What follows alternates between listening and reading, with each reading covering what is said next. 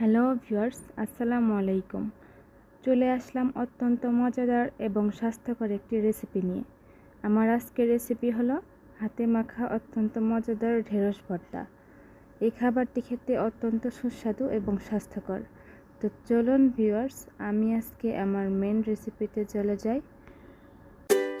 সবাইকে আমার চ্যানেলে স্বাগতম। আমি এখানে আস্ত ঢেঁড়স নিয়ে নিয়েছি এবং সিদ্ধ করতে দিয়েছি। ঢেঁড়স ছোট করে কেটে পানিতে সিদ্ধ করলে এগুলোর মধ্যে একটি পিচ্ছিল ভাব চলে আসে, তাই আমি এগুলো ভাপ দিয়ে সিদ্ধ করে নিব।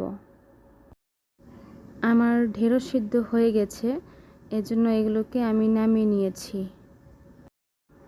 ঢেঁড়সগুলো আমি ছোট ছোট করে কেটে নিয়েছি। এখানে আমি ছোট সাইজের দুটি পেঁয়াজ কেটে নিয়েছি এবং নিয়ে নিয়েছি আগে থেকে ভেজে রাখা 4টি শুকনো মরিচ। দিয়ে দিব পরিমাণ মতো লবণ। এখন লবণ আর শুকনো মরিচ দুটো একসাথে মিশিয়ে ভালো করে মাখিয়ে নিব। লবণটা দিলে শুকনো মরিচটা ভালো করে মাখানো যায়। আর অবশ্যই শুকনো মরিচটা খুব মচমচে করে ভাজবেন, এতে করে মাখাতে সুবিধা হবে। একই সাথে পেঁয়াজগুলো খুব ভালো করে মাখিয়ে নিব।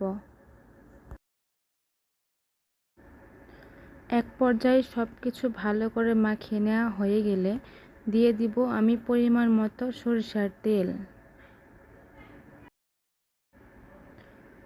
সরিষার তেল দেওয়া হয়ে গেলে আমি একটু মাখিয়ে নিব এবং দিয়ে দিব সিদ্ধ করে রাখা ঢেঁড়স। ভর্তাটা ভালো করে মাখিয়ে নিলেই ভর্তাটা রেডি হয়ে যাবে।